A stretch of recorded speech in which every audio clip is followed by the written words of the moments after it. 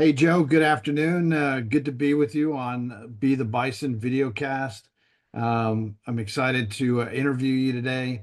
I know we've begun developing a nice, healthy relationship with biblical leadership excellence. I know you're in an exciting period of life with moving and some other things. So, welcome, and if you would just take a minute or two and introduce yourself a little bit. That sounds great, Andrew. Thank you for, it's an honor to be with you and getting to know you as a friend and a brother. I really appreciate that. And so, I'm, been married to my, wonderful wife of 44 years with four adult children. And, my background has been in primarily in commercial real estate in San Antonio, where, I'm still a partner in a company, but not active on a daily basis. And have had the privilege of being involved in different ministries, and one that I enjoy now is called Biblical Leadership for Excellence, or BLE. Very nice, and I understand you're moving to the great state of Colorado. Is that right? Well, we'll be straddling. We'll be straddlers with four of my adult children who are between 30 and 40. Living in Colorado Springs now, we do have a place there that we can go to be with family, and we'll be spending probably maybe up to 20 weeks there this next year at the most. And so we'll be straddling back and forth, and I'll continue to do some remote work for BLE, but also have a chance to develop some new friendships. And that's the hard thing about moving, is that we've been in San Antonio for 44 years. And so we have dear friends here, and it's just, we're not ready to leave that completely. So we're going to enjoy relationships in both cities. Excellent, excellent. Well, Colorado, beautiful, mountains, beautiful. One of my favorite journeys is always up to Montana, and we always stop in the great state of Colorado. So beautiful. So, all right, well, Joe, let's jump into it. And why don't you share? It could be personal, it could be professional, but share a time where you feel like you went into the storm. Tell us a little bit about that. Well, to set a little bit of a backdrop for that, I've had the privilege of being in leadership positions since I was young, in high school and in college. And my wife and I got married and had thought we were going to be heading off as missionaries in another country. And so we moved to San Antonio to be mentored. And so we got decided that wasn't the long-term plan for us as far as moving cross-culturally, but always had an interest in ministry. Felt that no matter, at that point, we felt like that no matter what we did, we wanted to be involved in being a part of God's kingdom and advancing that kingdom. So I got involved in leadership, and I was privileged to help start the BLE ministry, which was a God thing that happened more than we planned it.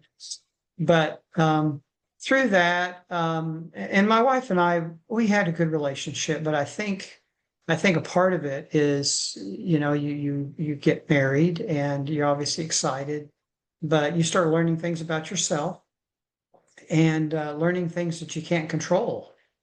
And my wife and I got involved in our church and did different aspects there. My primary gifting is teaching, so I enjoy teaching and writing. And so we ended up starting a young marrieds class at our church. It was a relatively large church here in San Antonio. So we did a premarital class for 10 years. And anybody who got married at our church had to go through the premarital class. And we loved that. It was just so good to be with young couples and helping them as they got established in their marriage.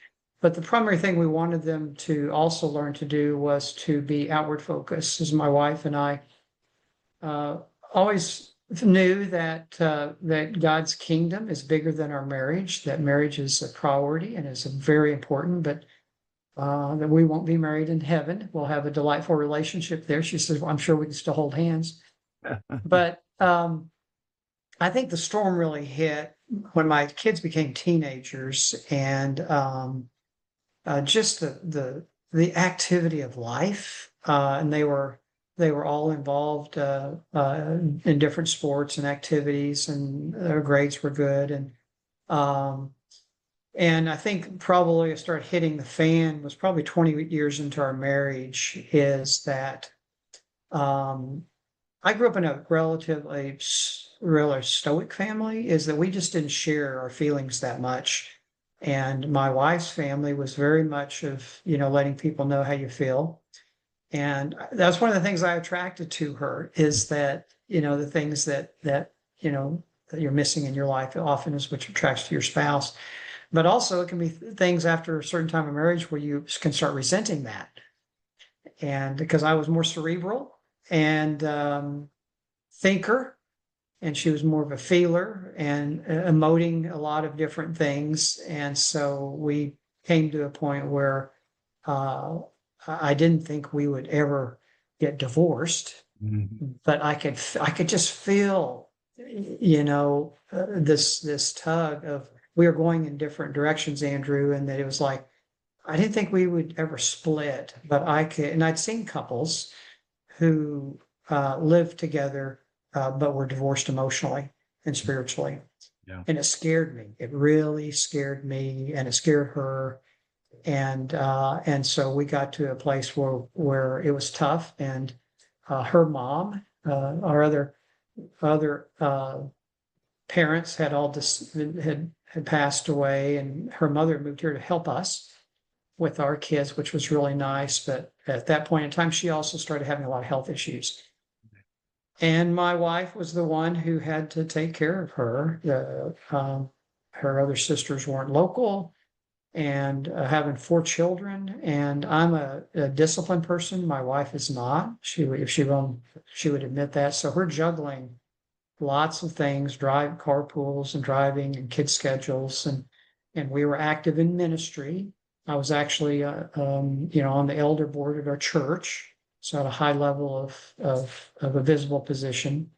And I taught premarital class for years. And Yeah. here we were just, starting to become strangers in our own house. And, it's one thing to fix a car whenever it's sitting in your parking lot.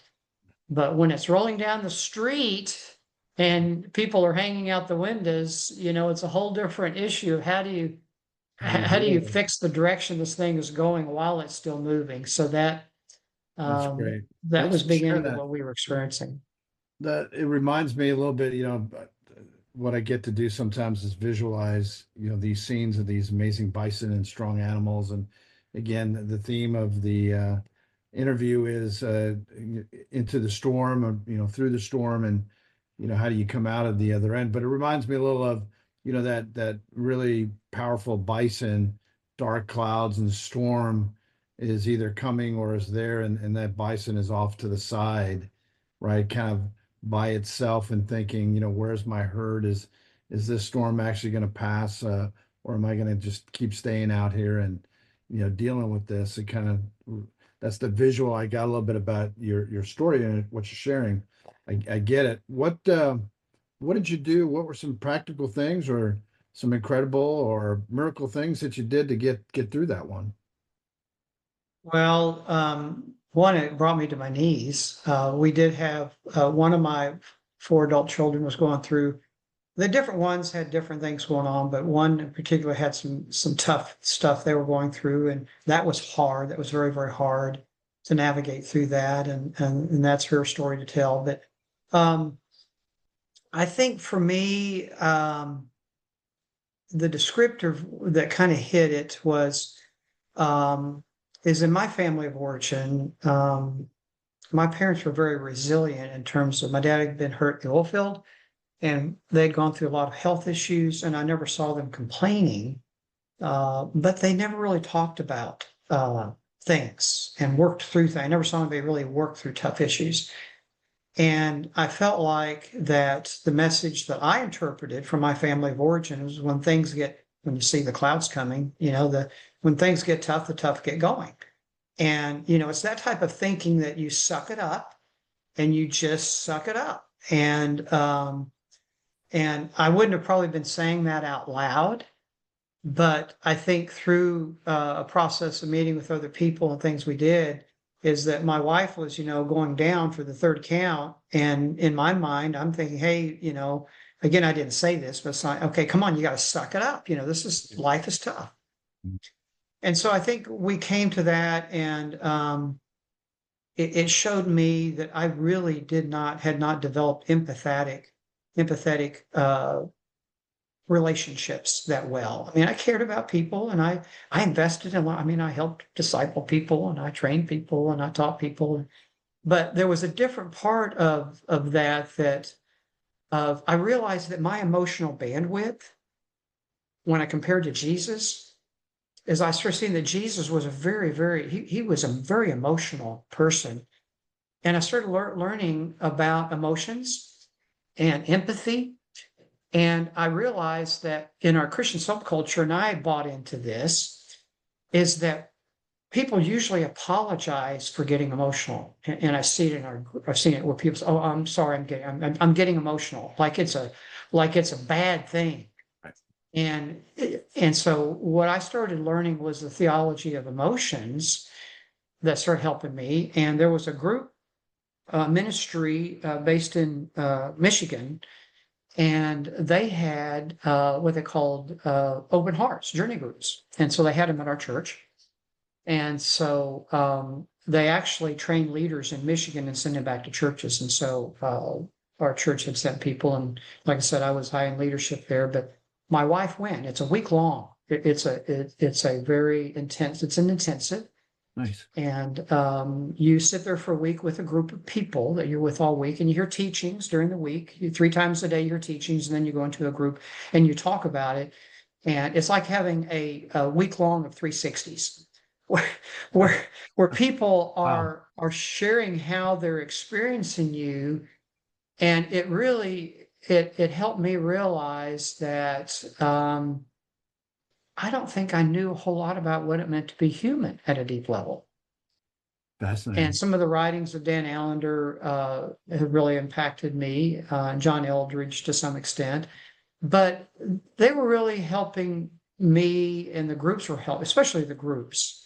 And these were mixed groups, and which I so appreciated, because you could share anything and they accepted you. And that's a whole different story in and of itself.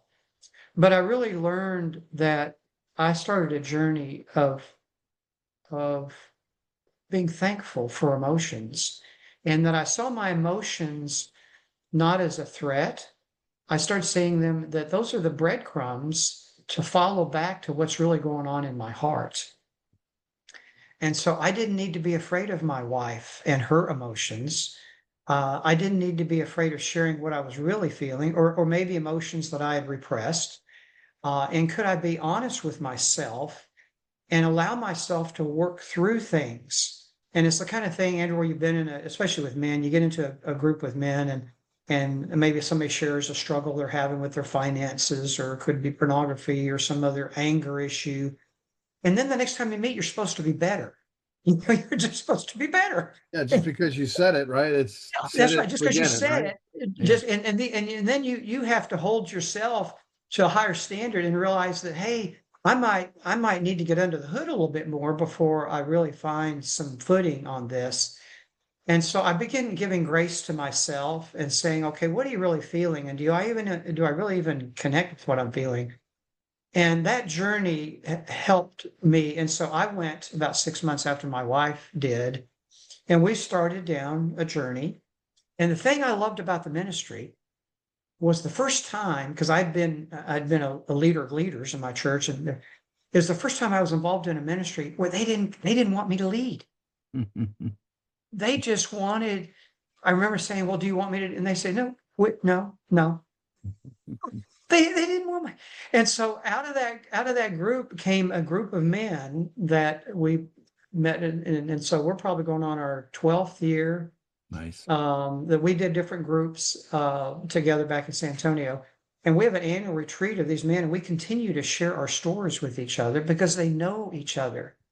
And the one thing, when we go on the retreat together for a 3-day retreat, they do not let me lead, Nice. because that's redemption for me. Yeah. And so the guy who could see that he didn't, his storm when he saw it, he would shy away from leadership. He's become the leader of our time, and he does an incredible job. That's awesome. And so I think the experience really helped me, and helped me to become more in tune with me, and more in tune with my wife, and more in tune with my kids. And I realized that I missed some of what my kids were going through as they were growing up, because I think I had to project an image as a leader Right. in my church. So that's some of the storm that I went through. Well, appreciate that, and really love the insight, especially about digging deep into recognizing, hey, I'm not maybe as empathetic or as human as I maybe could be, and then that's not a, like you said, hey, just because I talk about it and come back next week, it's not done. That's a journey. That's not a short storm. That's a while, right? And appreciate you sharing that. What great insight. What would be maybe a little nugget or two that you want to leave behind from going through that storm and coming out on the other end? How would you like to leave it? I think I would say, I tell myself and I tell others, enjoy being human. There's a reason that Jesus called himself the Son of Man, and he loved human beings. And the nugget for me is seeing that when Jesus was baptized, when he came up out of the water, and God the Father says, an audible voice, and the Holy Spirit's descended on him. So you have the Trinity there. And the Father says, "This is my beloved Son, whom I love and whom I'm well pleased." Up to that point in time, Jesus had done nothing from a quote ministry standpoint. We don't. I think he probably secretly healed people and they didn't know it. But the point being there is that he didn't have his delight in being a human being. He demonstrated that by just coming and being a baby and a teenager. And so I tell myself, enjoy being human. And I encourage people in our groups that are there to enjoy being human. And I've had people weep in groups, and people cry in groups, and people get excited in groups. And so we like the idea of just enjoy being human, because God loves human beings. Awesome. The takeaway from me is emotions are good. Amen. Yes. Yeah. Well, awesome, Joe. Thank you for sharing that today. Appreciate that. If you are listening to this and you want to learn more, go to solidleaders.com, click on Be the Bison. Joe's story will be there, as well as some others if you like. Joe, thank you very much for taking the time today. Thank you, Andrew. God bless you.